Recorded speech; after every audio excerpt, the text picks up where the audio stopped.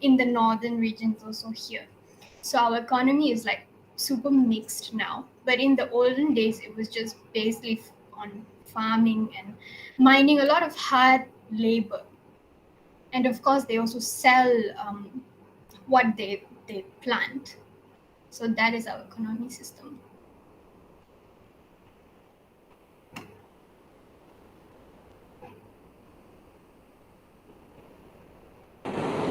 Okay. How about the education of India people? May I know about the education? Okay, so our education. Okay, during the ancient times, we had something called the Gurukula system, which means anyone who wishes to study under a teacher. We call it guru. Even till now, it is practiced, but it was practiced more in our ancient times. So, anyone who wished to study under a teacher, a teacher's house, in a teacher's house, they will be accepted as a student by the teacher, who is known as the guru, and that student would stay at the guru's house, the guru's place, which is known as the ashramam. Okay, in Tamil we say ashramam, but in English it's ashram.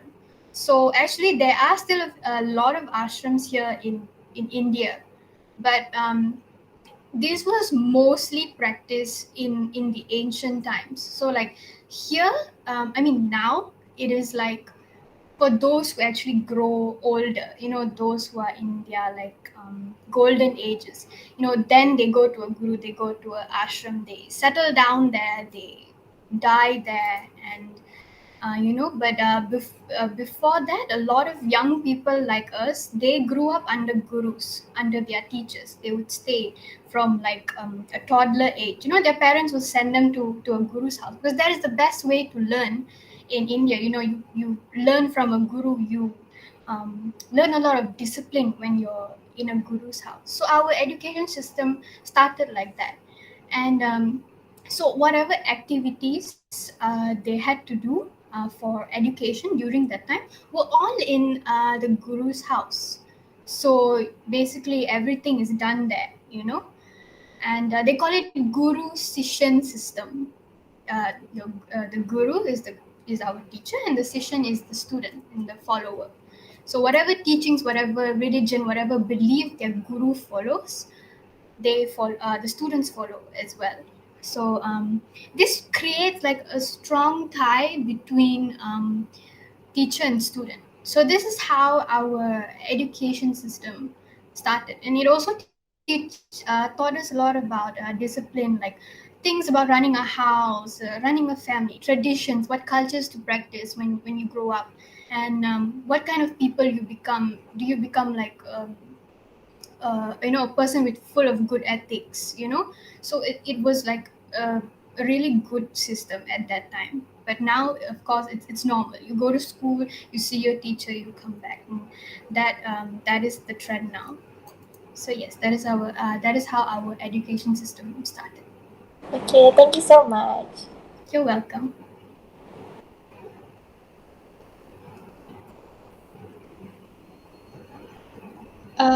So can you share with us a little bit about the type of the arts in India? Okay, type of arts, very good question. I'm an art student and I'm actually blinking. Okay, pass. Okay, art. Okay, so art, actually, Indian folk art is actually very, very famous here, and it's actually passed down from one generation to another, and it's still actually practiced in many parts of the country. And like in the olden days, like our art, we actually make our own hair dye. You guys know hair dye, right? We actually made our own natural hair dye by using colors made of leaves, charcoal, mud. Leaves you get green, and charcoal you get black. mud, you get like a dark brown, you know. And we would actually do it on like canvas or cloth to actually give it a sense of antiquity, give it a sense like a nostalgia feeling, like a vintage feeling.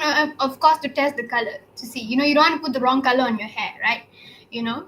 So we had that in arts, which is folk art, and then there's another thing called Mithila art. It was in the kingdom of Janak. Yeah, Janak. It was yeah, it was Janak, and it's now known as Bihar. It is one of the most like popular Indian folk arts. It's called it's originated like in Janak, which is known as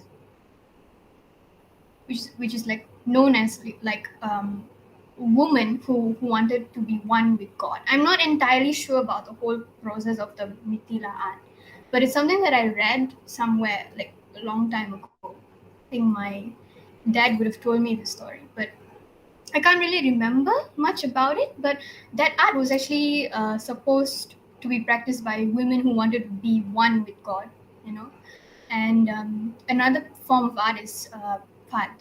It comes from Rajasthan. It was originally from there, and it's actually a religious like form of scroll painting, which actually depict folk and deities like Dev Narayan and Babuji, and also we actually use colors from vegetables to paint all this, and like paint the past lives of our deities, of our heroes, of all our historic people. And it characterizes the paintings in our culture, so this was all, it started from a very long time ago. Of course, now everything is modernized. You have paint, your own paint, and you have canvas. But last time it was all scrolls, and people would actually like keep these scrolls like very very carefully. I think you can find a lot of them in our museums here, if you ever get a chance to come over. So that is how our art and yeah, our art started. Okay, thank you for your sharing, and it's quite interesting about the arts. Thank you.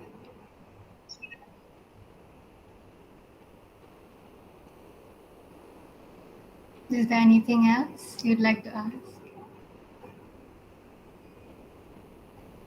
And the last question is, how does the effect of the like, how am I gonna say? Um,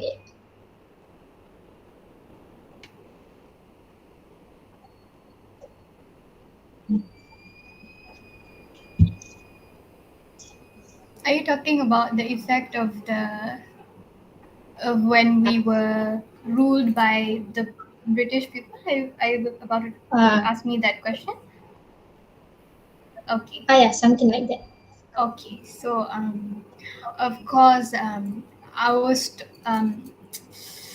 story at that time when we were ruled by the British is actually a very very sad story. Okay, because our people were actually treated very um, like badly.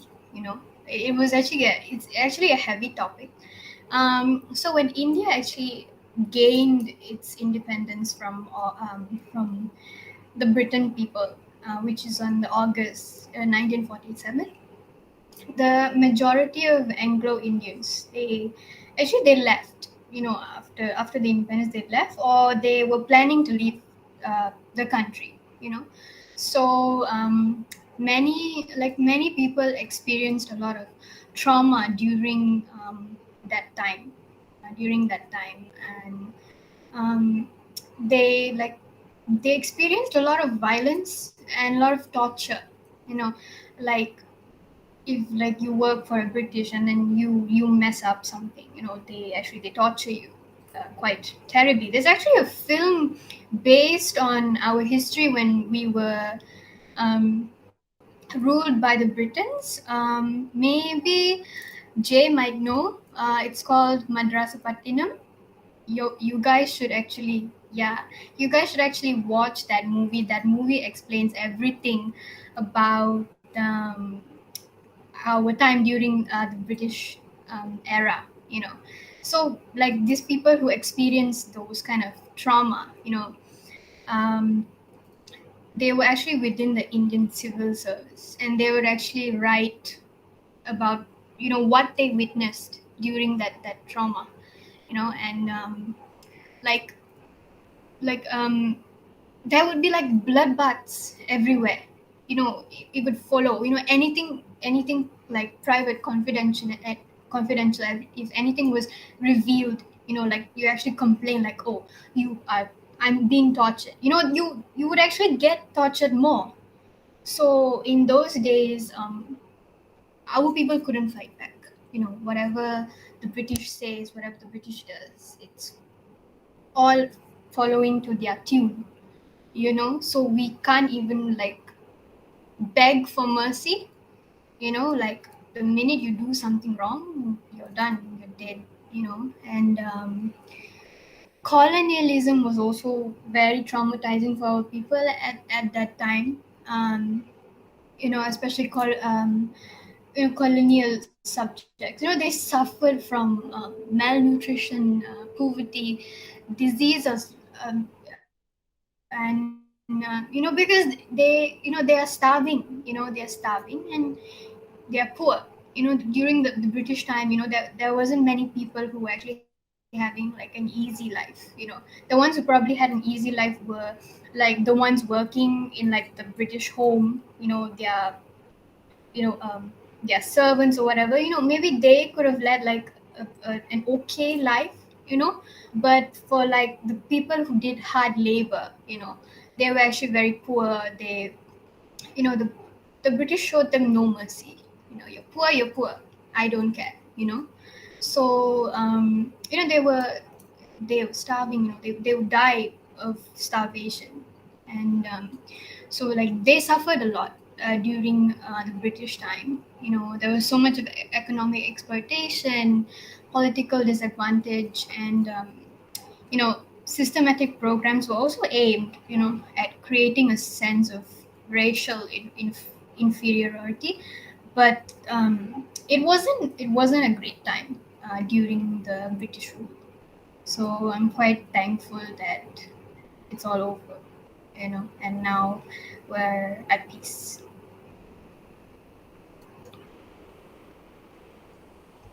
So it's already at the end of the session of the interview, and based on your sharing, it was quite interesting and it's a fun story. So, Thank you. I, as a representative of this team, I want to say a big thank you for you for joining this interview. Thank you. You are most welcome. Thank you for having me. Thank you. Thank you so much. Thank you. You're welcome.